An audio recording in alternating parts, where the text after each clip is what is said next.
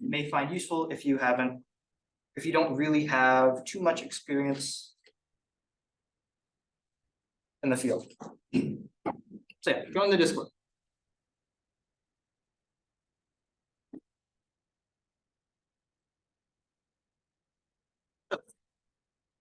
We are currently in essentially the King of the Hill week. This week we'll be talking about how to actually play in King of the Hill, and some things you can start researching if you're not very familiar with offensive or defensive security. And on Friday, you'll be able to practice your skills in a mini King of the Hill style event. So today's agenda, the first half will be explaining the scoring engine and how to actually earn points. And then the second half will be how to attack and defend the machines you'll be provided. So first, here's a picture of the scoreboard. This is going to be a rather simplified view of what you're getting, as there'll be a lot more machines than just 2 of them, and there'll be a lot more checks than just 4 of them. But this is what you'll be seeing once you browse to the website. Take another website. Actually access the scoreboard. You'll be able to browse to https scoring.stc.cpp, and you'll be redirected to this website. Make sure you are connected to the VPN itself, as otherwise you won't actually be able to hit this website. So what does the scoring portal actually display? It displays quite a bit of important information. First, it displays the name of the scoring check, then the type of scoring check it's doing. We'll explain that in the next section. And finally, the last octet of the IP is given, or that the machine is on. And of course, if you look further down, you'll see who actually owns the flag on that machine. The format scoring provides or displays as is first the machine's name, then the check, and then finally the IP octet. Rather simple. Now logging in. Logging in is pretty simple. This slide is less to teach you how to log in and more of some important things you'll need to know about your credentials and actually logging into the scoring engine. So the credentials used to log in, at least for the competition, will be provided on the day of the competition. You'll already know your username, but that password will not be provided until the competition starts. Speaking of the username to log in is actually pretty important. It's going to be your team name, a space dash, and then another space dash, and then your team flag. This naming style is just to help you figure out what your team flag is. Your team flag will be what you put into each check to actually get the points. Again, we'll go over that in the next section. But if you do not log in using this specific format, it'll reject your login. Oh, and something slightly different for the Friday King of the Hill, the mini King of the Hill, you'll just get the credentials beforehand.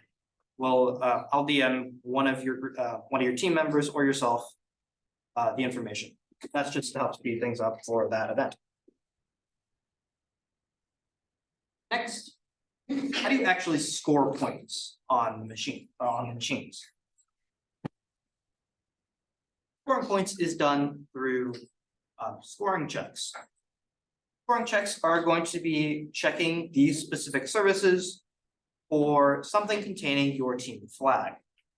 These services that it can check are web, FTP and SMB, and user/root checks.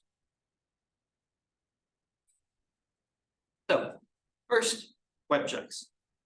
Web checks are just checking a web endpoint for the flag string. In this case, we see that the endpoint is on the machine nuker, and it's at the endpoint /flag. This endpoint is very simple, and it just contains the team flag, the curly brackets, team 1 curly brackets. So we're not going to explain this over and over, but this slide is just to show you what happens if you actually claim that flag. So team 1 is the flag of the unclaimed user. It's kind of hard to see, but that very top check, or that very top up arrow on the far right side is owned by a user, or rather the team called unclaimed. This means that nobody has actually claimed that flag. Now say team 2 manages to get access to the machine somehow. Maybe it was through credentials, or they find an exploit on a publicly known database. And so now they're on the machine, they find out where the flag location is, and they modify that flag to be their own. Now, when the next scoring check occurs, scoring will give the points to team 2. Oh, and for web checks, the web endpoints are going to follow a general convention. They're usually going to be at an endpoint of like /flag or /flag.txt. However, if it doesn't follow that structure, you'll be able to find it easily just by browsing the homepage of the website, clicking around until you see something following that format. Next, we have FTP and SMB checks. These checks are just checking a network share for a file called flag.txt, whether that be through FTP or SMB. On the left, we can see an SMB share that contains the flag.txt, again, owned by the unclaimed team. And on the right, we can see an FTP share. I might have gotten that backwards. Left is SMB, right is FTP. Now, something important to note, especially when you get onto the machine and you're planning on defending it, some of these checks may require anonymous read access. So be warned about that. Finally, user/root. This is probably the most complicated check, but it's still relatively simple. For user/root, the scoring engine is actually authenticating onto the machine itself. On Windows, that's going to be through WinRM, and on Linux, it's just going to be through SSH. And for Linux in particular, because it's doing it through SSH, it'll first try to do it through an SSH pub key before attempting to use passwords if something is wrong on the machine itself. But generally speaking, it will succeed in doing it through an SSH key. So when authenticating into the machine to check for the files, scoring engine will authenticate using the scoring user. This should exist on both Windows and Linux, and I believe on Windows it actually has more elevated permissions. And the files that scoring engine is checking changes depending on the type of operating system the machine is running. So if it's Windows, it's going to be checking it in the desktop directory. We can see on the left, it shows users scoring desktop flag.txt. That flag right there is for a user check. And on the very bottom of the left side, it's checking the administrator desktop for flag.txt, and that's going to be the root check. Meanwhile, on Linux, on the far right, it's just going to be checking the home directories for their corresponding checks. So /home/scoring for user and /root for root checks. These files on both operating systems have global read permissions. So you can check, as long as you're on the machine, you can check who owns the flag, even if you don't have elevated permissions.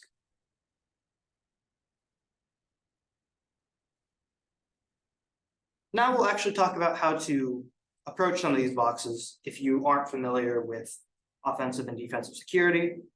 Now note that these slides are going to be pretty brief. It's going to be very rapid and a lot of information sent at you.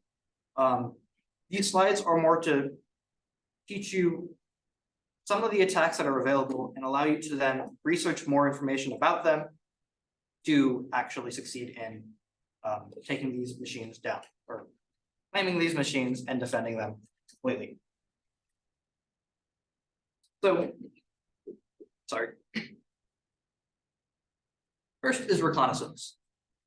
Reconnaissance is incredibly important if you want to know Reconnaissance is very important because you want to know what that machine is actually running. You want to figure out what ports are open, possibly what services are running on it. Anything that you could use and learn about so that you may be able to exploit it immediately afterwards.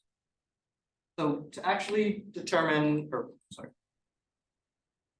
if you find something through your initial reconnaissance scan, like a website, you may want to further enumerate it using some directory or subdirectory enumeration. So for actually detecting or performing recon on the machines itself to figure out what's running on it, services, etc., an incredibly powerful tool is Nmap. Nmap is a network mapper. It will show you what's on the network that you're scanning, or if you input an individual machine like it is here, it'll show you what's running on that individual machine. This is just the very basic command for Nmap. You can just do like Nmap and then the IP of the target, the thing you're attacking, but you can also customize it to be more granular, quicker, or more aggressive. So you can use tag P to specify what ports exactly you want to scan. You can specify SV to attempt to enumerate if there's a service on that port, it'll attempt to enumerate what version that service is running. You can run a bunch of different pre-made scripts that Nmap has to even further enumerate it. Maybe find out that it's vulnerable to something else, and then maybe it'll auto-exploit it. And finally, the minimum rate allows you to change the minimum amount of packets Nmap will send. So this can increase your speed. This will increase the speed at which you are scanning the machine at the cost of possibly missing something that may or may not be vital. Now, if you bump into a web application, you may want to enumerate the directories and subdirectories that web app is hosting. The directories are going to be the things in front of the top level domain, so like .com, and subdirectories are going to be before the website name, so like www or beta.x. So GoBuster can help you enumerate these things. It can do both. It can do both directory and subdirectory enumeration. It will essentially attempt to brute force them by using a word list and attempting to visit those sites and seeing if there's anything, if it can get a valid request for response, at that endpoint. So here we can actually see we're doing a GoBuster scan. And we're using the Raft lowercase word list as it specifies at the very far right. And at the bottom, we can see that there are things that the GoBuster scan has found. It's found a search.php endpoint, a browse.php endpoint, and a listing.php endpoint. We can see that browse is giving us a 434 bit error, and listening is redirecting us to the login directory, or login endpoint, sorry. Next, more actual attacking and still research. We have CVEs, Metasploit, and exploit DB. So first, we'll talk about CVEs. CVEs, or common vulnerabilities and exposures, is MITRE's way of classifying public exploits by their criticality, how dangerous they think each vulnerability is. CVEs can be incredibly useful, as if you have their CVE number, it can help you do further research on that specific exploit you're looking into. And if you have that CVE number, you may be able to find a NIST page that contains that may contain a proof of concept exploit or a bunch of other links and references to said exploit. CVEs apply to everything, or all the domains that will be on our King of the Hill environment, that being Windows and Active Directory environments, Linux, and web applications. And CVEs, if you find it, CVEs apply to both initial access and post exploitation. you may be able to find proof of concept exploits for both. Next, we have Metasploit. Metasploit is an incredibly powerful post-exploitation framework. Not post-exploitation. It is an incredibly powerful exploitation framework. It's got a bunch of different exploitation modules that people have made and that got verified and put into its database that you can select, modify the options, and then use on the target of your choice, and that may be able to get you access, either initial access, or may be able to get you elevated privileges. The Metasploit framework also has a lot of things useful for initial access, again, those exploit modules, but you can also generate reverse shells or payloads that you can use when attempting to get initial access onto machines. Both CVEs and Metasploit we'll cover in the next two slides. Finally, we have ExploitDB. ExploitDB is a database of a bunch of different public exploits. It's just what people have found and written either POCs or just notes on and published them onto the exploit database. Now, these exploits can be verified or they can be unverified, so you do have to be more careful when actually using exploits from ExploitDB. And generally speaking, since if it's a proof of concept, it's just really going to be code. So you have to read a bit of the code to figure out what options you need to modify in order to make them work. Sometimes it'll have arguments that you can pass in, but it really depends on who actually made the exploit. One second.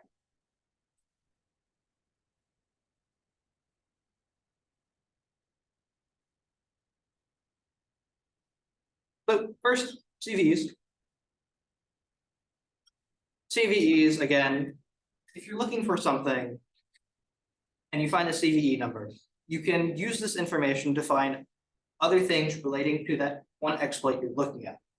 So in this case, say a person has found a web application called something like .NET Nuke. They find a version number, and so they decide to search up .NET Nuke 9.1.0 exploit. And so when they search it up, they eventually find a NIST page with a CVE number.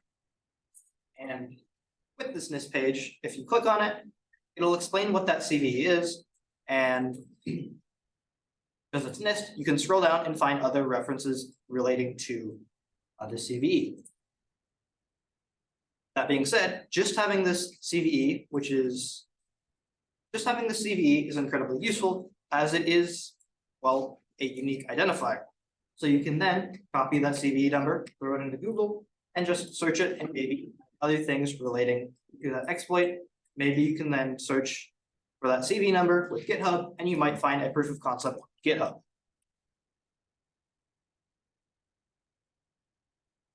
Now with that, with your CVE research, maybe you find out that there is a Metasploit module for it.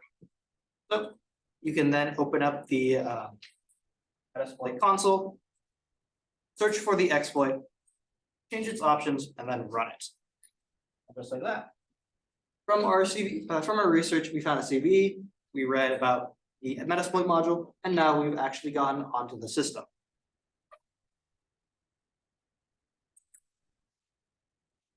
Next, we'll be going a bit more in depth into the three domains that will be on the King of the Hill environment, that being Active Directory and Windows environments, Linux, and web. First, Active Directory. So, Active Directory is Microsoft's domain management product.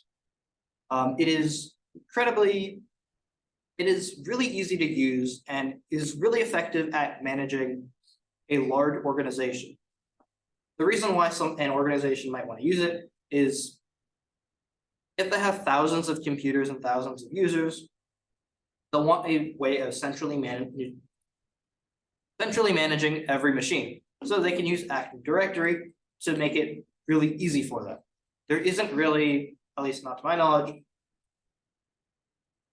other domain management services that are as easy as Active Directory. That being said, Active Directory is very easy to misconfigure. And so if you misconfigure it, you can easily attack it. This is why a lot of people practicing offensive security really like Active Directory, because it's usually very vulnerable. So speaking of vulnerabilities, there are a bunch of different Active Directory attacks that you can perform. So first are the roast attacks, that being ASREP roast and curve. We'll be talking about that in the next slide. Next is going to be misconfigured services.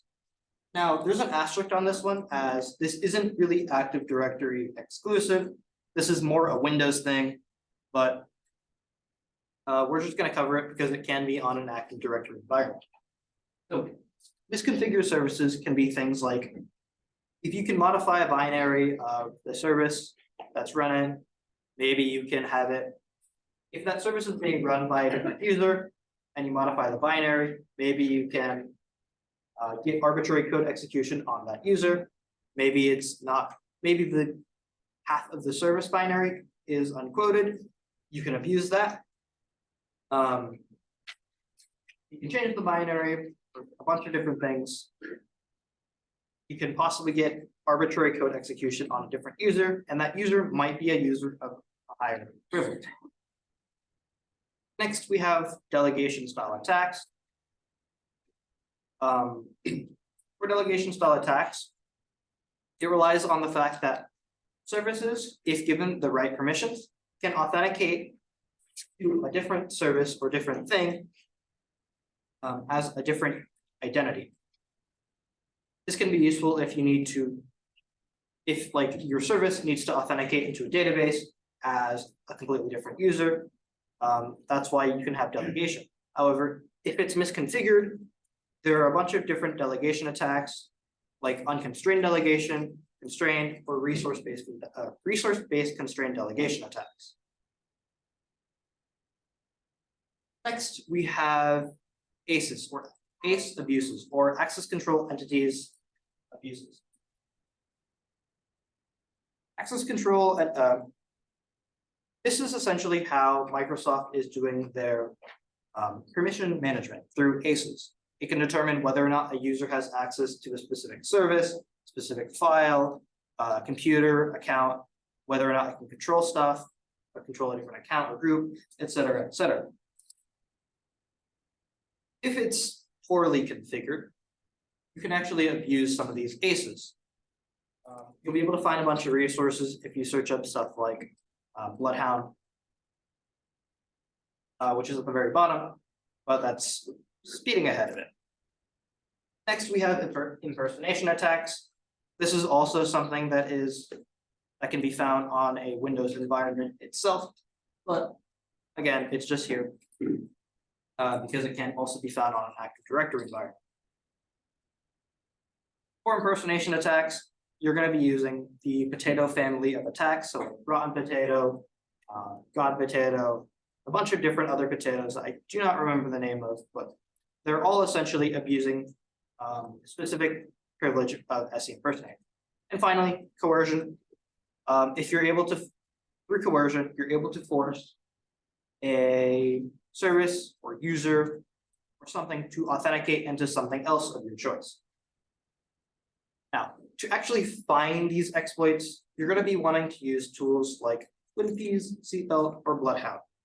So for the first two, they're tools that essentially audit the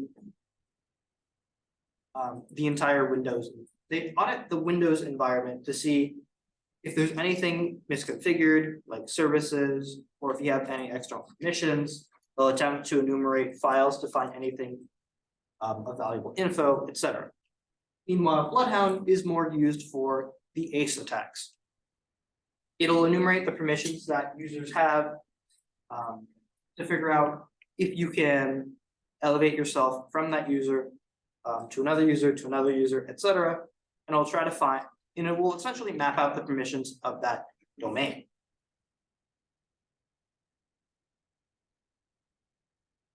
So first, ASREP roast. This is going to be a bit difficult to explain as it relies on the knowledge of Kerberos. So I'll start from there. Kerberos is Microsoft's identity and access management system. It uses tickets to prove that an identity is who they say they are. Kerberos I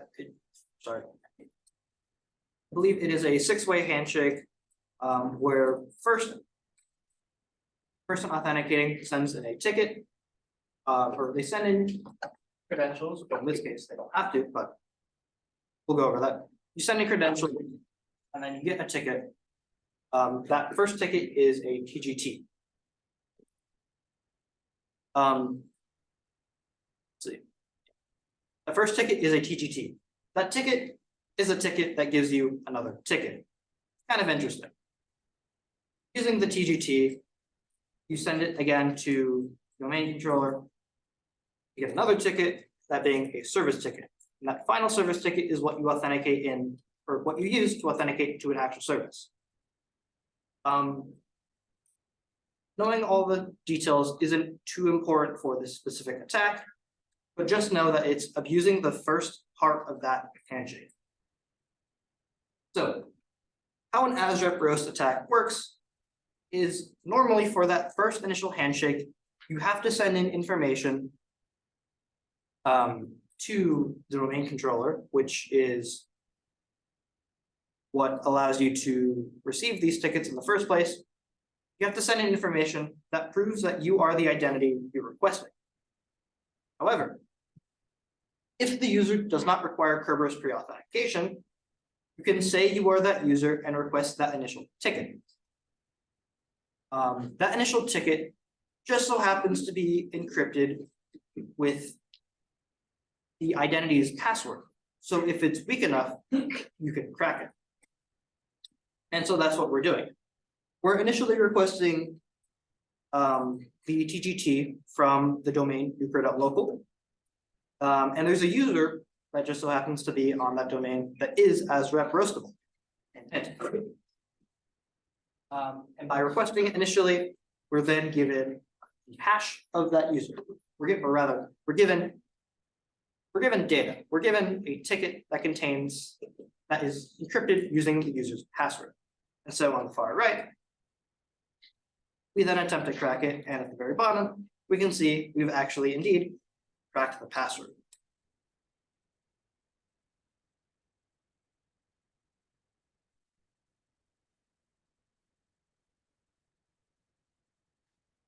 Next, just another random exploit, Eternal Blue. You don't really need to know the details too well in this sense, or for this competition, but Eternal Blue was an NSA developed tool that got leaked by the shadow brokers, and now there are public exploits online for it. And so in this case, we're again using Metasploit, and we're searching for Microsoft's what Microsoft has named the exploit, aka MS1710. We search for that exploit, we select the exploit in Metasploit, we set the options, and then we run it. And we can see we've actually gotten a shell onto the system again. And at the very bottom, we can see that we are the system user. So the exploit has worked, and we're now on the system. Next, we'll be talking about the Linux domain. Linux is much more secure than Active Directory. In fact, Windows is actually itself much more secure than Active Directory as well. So first we'll be talking, So even though Linux is generally more secure than Active Directory, it's still vulnerable, especially if the person running the server has installed some third-party services or misconfigured some things. So to actually exploit these things, we can do stuff like process monitoring to figure out if there's a process running in the background continually. If that process is running as a different user and it's not very secure, we may be able to hijack its execution and have it run something that we are able to set, possibly giving us access to their account and getting arbitrary code access from their account, and possibly elevating our own privileges. This goes pretty well with cron jobs, as if there's a cron job running something constantly, you may be able to spy on that process and figure out if it's and determine if it's running something vulnerable constantly. Next, we have misconfigured binaries. If someone's given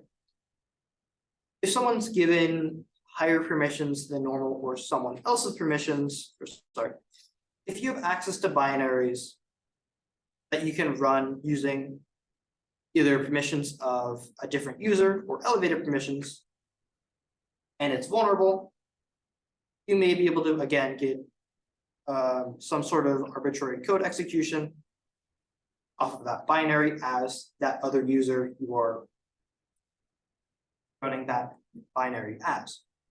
We'll go over this a bit more, I believe, on the next slide. And then finally, path hijacking. This one we'll also be explaining on the next few slides. Now, to actually figure out these vulnerabilities, you're most likely going to be using linps. Similar to WinPs, it's going to be auditing the Linux environment to see if there's anything vulnerable, anything misconfigured. Maybe it'll again look for any files that contain information that you may find useful. So, as I was talking about, for misconfigured binaries, you can use GTFO bins. Generally speaking, if you find binaries with SUID bits, that'll make you run it as the user that created it, or if you have sudo access to it, you might as well throw it into GTFO bins to see if you can do something with it. You can sort through the binaries, through the different functions you have, etc. So a quick example of this is, say you can run Vim as root. A neat feature about Vim is that it can execute commands. If you don't secure that part of Vim, you can execute commands as the user you run it as. So if you run it as root, you execute a command, it'll run as root and give you essentially root level code execution, giving you root to the box. Next, a bit more complicated, path hijacking.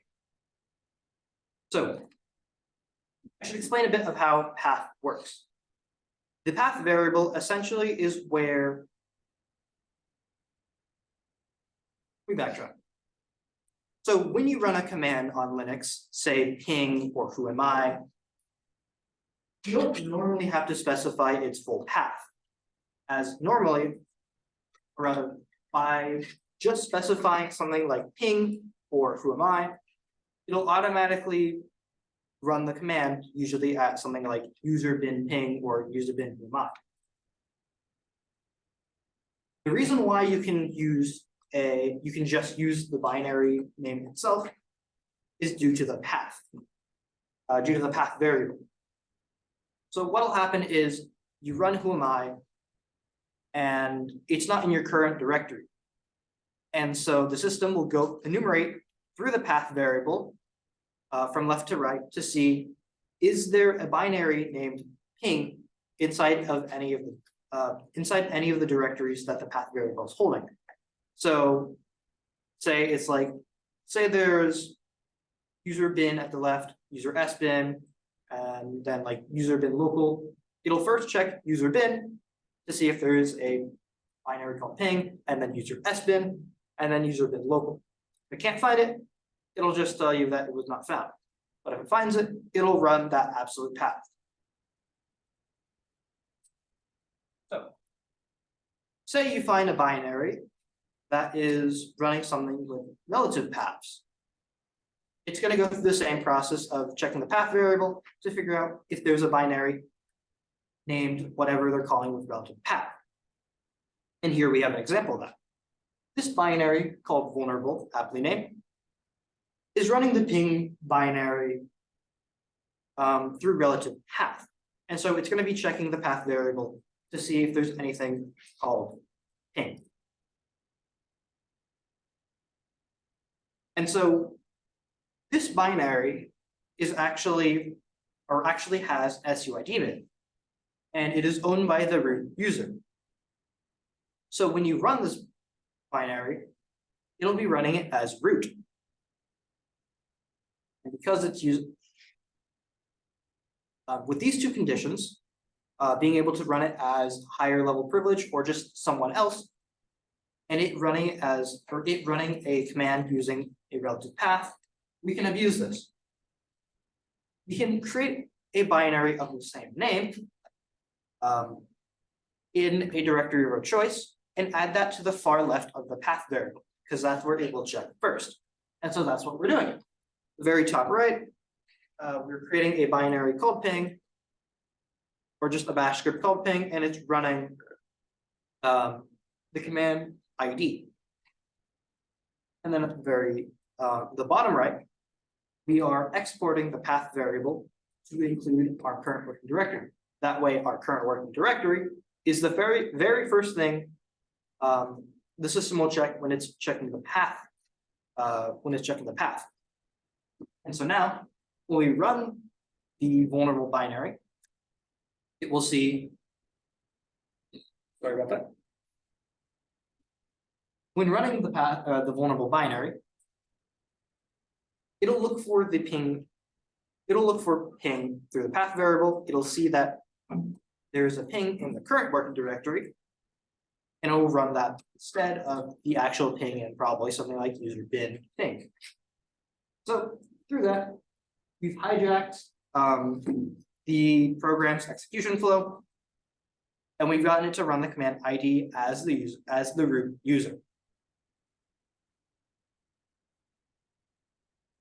Finally, we have process monitoring.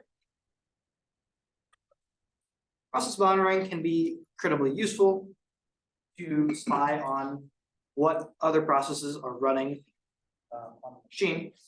In this case, we're using a tool called pspy to be able to spy on other processes without needing root permissions. And so you may want to do this again if there's something, or if you suspect something's running in the background constantly that may be vulnerable. You spy on the process, or you spy on all processes, you find it, you see it's running something maybe through, again, relative path, or it's just running everything in a directory.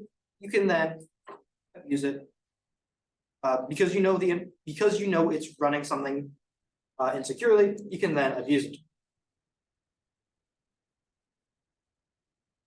And finally, the last domain of our King of the Hill environment, web and web applications. Generally speaking, web applications are going to be found on Linux. However, it doesn't necessarily have to be intended. Web is generally useful for initial access, though sometimes it may contain information useful for escalating the privileges or laterally moving. And in a similar vein to Linux, the actual vulnerabilities on it are going to depend on what actual web application is being run on it. So if it's a very secure web application, you're not going to find much on it. But if it's insecure, you may be able to do things like SQL injection, command execution. You may be able to arbitrarily read or write files onto the system, et cetera, et cetera.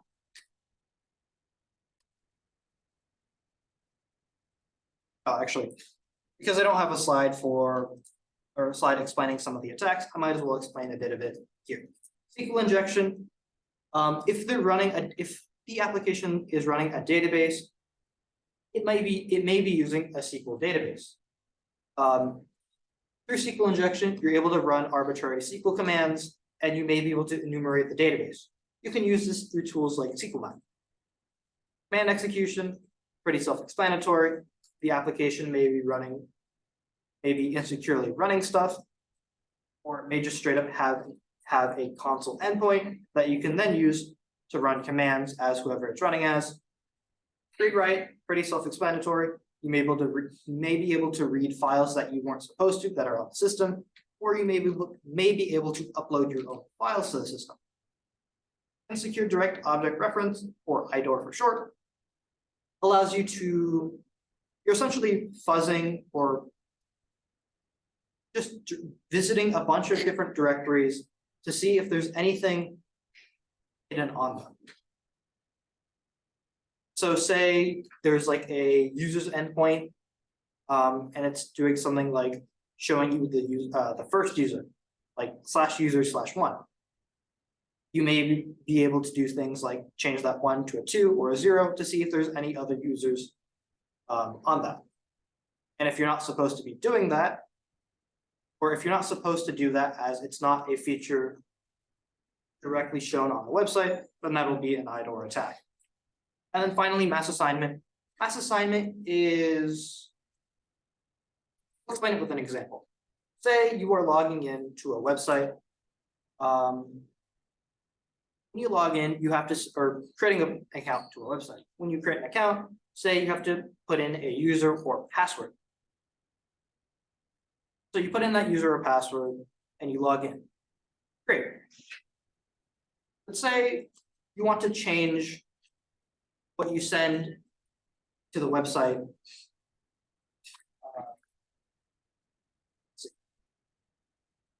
Say you want to change what you send to the website after hitting the send button.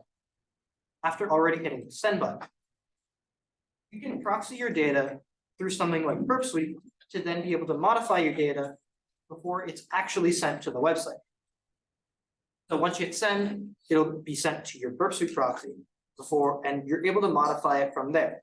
This is very useful if you want to do something like mass assigning random, not mass assigning, like mass creating accounts or attempting to brute force something, and you don't want to like keep typing it in on the site itself. You can just do it through the Burp Suite proxy. Mass assignment requires you to have a proxy enabled, as what you're essentially doing is adding a variable to thing that you are doing. So in the case of a login or the case of a registration page, say there is a hidden admin parameter that you're not able to see at all, but you've read the source code and you know it's there. For a proxy, you're able to add your own parameter. And if you know the admin parameter name, you may be able to add that parameter, add the correct number of choice, or the correct data that it's requesting, and then boom, you're able to create an admin account. So here's a bunch of other resources. Hacktricks, it has a lot of information of, again, all the domains. And if you're looking for an exploit, you can just search up an exploit and put Hacktricks at the end. Next, we have Hacker Recipes, which is more focused on Active Directory, AD. There are stuff relating to other things, but it's not as flushed out. And then finally, iRed Team is more red teaming focused Active Directory. I'm going to really quick go through some defensive measures since we don't have too much time left. So first, some basic things you should learn are user management, service enumeration, network enumeration, and process enumeration. For user, you want to figure out how to change password and permissions. Services, you want to figure out what's running on the machine. Network, you want to figure out if you have any active connections or any ports that are open that really shouldn't be. And processes, you want to see what's actually running on the system. So on Linux, user management is usually done through these directory or these files: password, group, shadow, password for figuring out the user of the machine, group to figure out what groups they're in, shadow for their actual password. Services, you can manage them using the two top commands, and their configuration file is generally found in the etc directory. To figure out stuff on the network, you can use the netstat command or ss. And finally, for process enumeration, use ps. Windows, again, Active Directory stuff. User management, it's all going to be done through the CLI because none of the machines will have RDP access, and you'll be attacking it through a terminal interface. User management, you can figure out some of the user permissions and such using get AD user. services, you can use the SC executable. Networking, for network, you can use the netstack command, and processes, you can use git process. And finally, something important to learn is firewalling. Firewalling allows you to restrict your network traffic, and it is incredibly powerful if you know how to do it. Windows, you'll have the netsh commands, and Linux, you'll have IP tables or UFW if you're on a budget box or a Debian-based box. Yeah.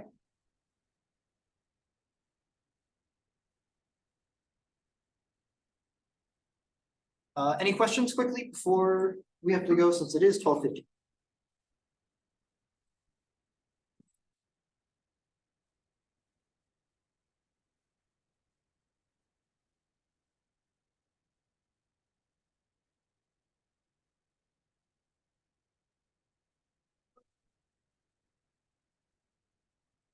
We'll be posting these slides. Yes. Posting them on the link tree. Right there. Yeah, they're very cool. It's probably a workshop. Yes, you'll also be on the workshop on Discord.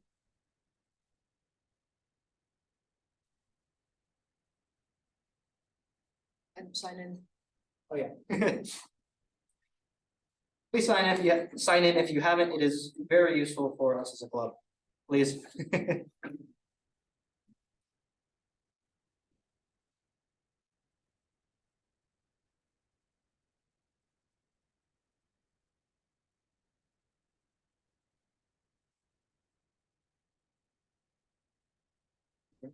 Yeah, we're getting done. You guys are going right now?